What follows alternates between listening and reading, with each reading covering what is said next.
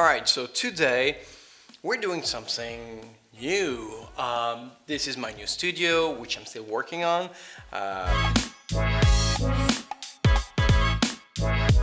think that's pretty cool, and I'm gonna add more stuff in the studio, more Star Wars stuff in the studio as time goes, but it's expensive, it's time consuming, and I think I should more focus my time on producing videos. As you can tell, I've been a bit more slow lately. So yeah, new studio, new country, new everything, so I thought we should do a new brand. So today we are reviewing the Asrock, still new at this, Asrock Z370 Extreme 4 motherboard. Since I've been reviewing only Asus, I didn't know what to expect from one of its competitor, but believe you me, it was interesting. So roll that intro.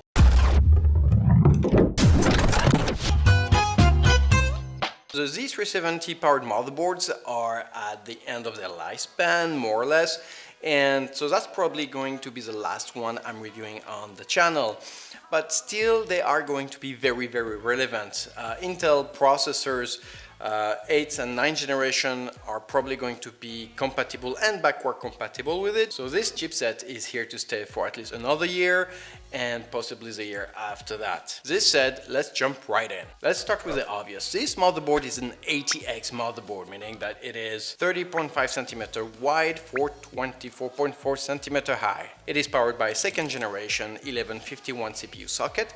Worth noting, and as I've said previously, this socket is not compatible with Skylake and Kaby Lake processors, but only with the latest Coffee Lake 8th generation Intel processor, and that even though they all use the very same 1151 LGA CPU socket. RAM-wise, we have the typical dual channel configuration which comes with this kind of motherboard, meaning they can support up to 64 GB of DDR4 RAM and can be overclocked up to 4333 MHz. Whoa! Staying in the memory, we have two M.2 solid-state drive sockets, one which can support up to 8 cm long M.2 solid-state drive and the other one up to 11 cm long. Worth noting, the Z370 chipset comes Optane ready, meaning that our M.2 solid-state drive can swap data up to 32 gigabit per second. In theory though, because solid-state drive tends to thermothrottle quite severely, and since we do not have an extra M.2 solid-state drive heat shield or a 3D mount for a fan, there's nothing much we can do right here. Alright, so let's move to our exports. We do have 6 3rd generation PCIe Expresses, 3 single slot, single speed, that's cool for miners, you know who you are, and 3 16 slots with different speeds. For example, if you are going for a single GPU configuration, the closest PCIe Express to the CPU is the only one which can deliver up to 16 bus speed. If you're going for a dual GPU configuration, such as Crossfire or SLI, then both the PCIe Expresses will share the resources and you'll have 8 full bus speed individually.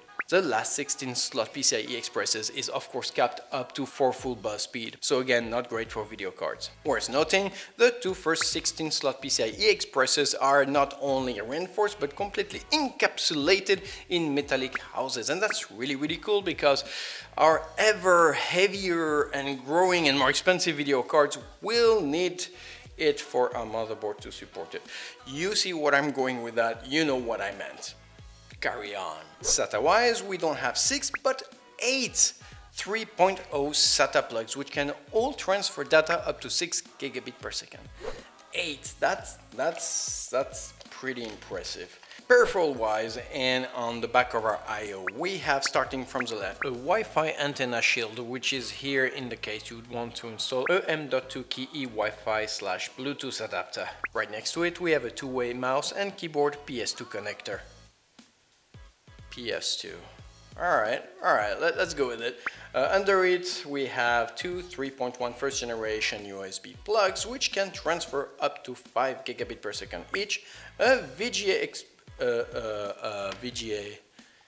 right, underneath it a DVI output, and right next to it our 1.4 HDMI 1.4 HDMI output. There you go. Two 3.1 second generation Type A and Type C USB plug, which can all individually transfer up to 10 gigabit per second. A 1 gigabit Ethernet plug. Again, two 3.1 first generation USB plugs, which can also transfer data up to 5 gigabit per second. And finally, our usual 5 analog audio channel and output input SPDIF channel. SPDIF. Staying in the peripherals and on board, we have two 3.1 first generation connectors, one 3.1 second generation and metallically reinforced connector. That's really cool for the more advanced front panels out there. Not one, not two, but three second generation connectors. And actually it makes sense because I've been struggling to connect my, if you have a Corsair Platinum PSU, which has this little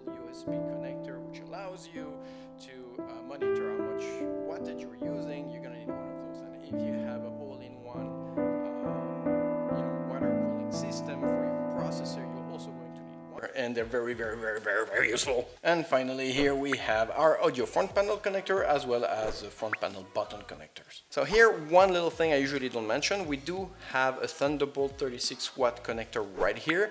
And more, a lot of you have been asking me which motherboard is Thunderbolt compatible. So keep in mind that when you are going to use a Thunderbolt PCIe Express card, you have to check in your manufacturer manual which PCIe slot is compatible or is prepared for Thunderbolt. You can go in the BIOS and change that, but usually it comes on first or second 16 slot PCIe Expresses.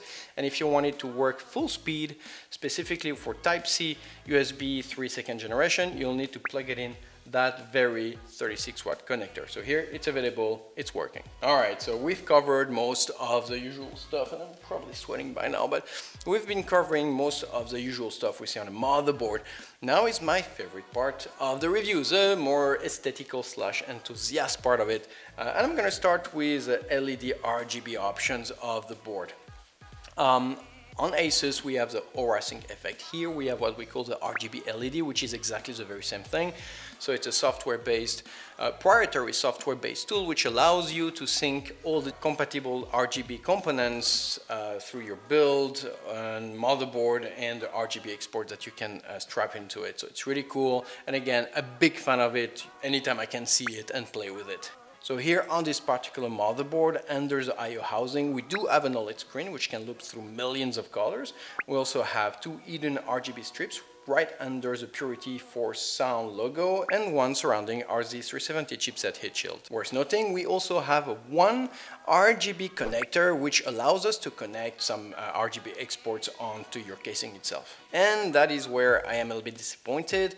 The fact that we only have one RGB connector. I know I don't want to turn any computer into a Christmas tree, but I do like the option to have more than one connector in the case I'm building, a super tower or a full tower and I need a couple of options. I also like the fact that newer motherboard come with RGB addressable connectors, and I really hope that Asrock will put some on that entry-level kind of motherboard very soon, or at least in the next generation. Fan-wise, this board can support 5 of them, 2 of which are compatible with water pumps. Now, the only critique I have is that one of the fan connectors is awkwardly placed under one of the capacitor heatsinks, and you might find some difficulty to access it. Alright, so in conclusion, this motherboard will cost you about 160...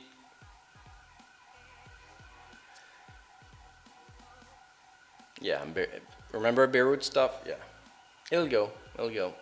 It's going. Worth noting, this is not an ambulance, it's probably the taxi driver next door which has all those little fancy noises installed to it and passes right in the street every 3 days, so no danger there. So in conclusion, this motherboard will cost you anywhere between 160 to 170 US dollars, and I'll say this. This is a focused motherboard, meaning that it is there to be as wide open to the market as possible. If you have an old 1994 mouse, it'll work. If you have an old 1994 screen, it'll work. If you have a brand new 4K screen, it'll work as well. And if you have a brand new mouse, it will work as well. So that's not so much for enthusiasts, but for first-time builders, and the budget really reflects that. So if you are a first-time builder, this is where you want to go. This is a very, very safe value. In the same time, the finishing is absolutely stunning. I looked at every aspect of it. It's super robust. The aluminum brushing shows a real attention to detail. And when you look at the capacitors and other components, it's only the very best of the best. In a nutshell, as long as you have electricity running on this thing, it will work. That's a good thing about simpler bare-bone motherboards. There is less opportunities for it to break down. It's always going to work, and that's what I love about this motherboard. Now, on the drawback, I have a couple of regrets. The fact that the chipset heat shield does not extend onto its neighboring M.2 solid-state drive stick. That's something I would have loved to see, because other brands such as Asus do that to keep it from thermo-throttling, and I think it's really, really useful. So that's something I'd like to see in the next iteration of that model. And finally, a QLED screen or even a soldered start or reset button would be really, really welcome. And other than this, yeah, that's a nice surprise. I really liked it, and I think that if you're on the market for an affordable first computer build, this is a very good and respectful contender.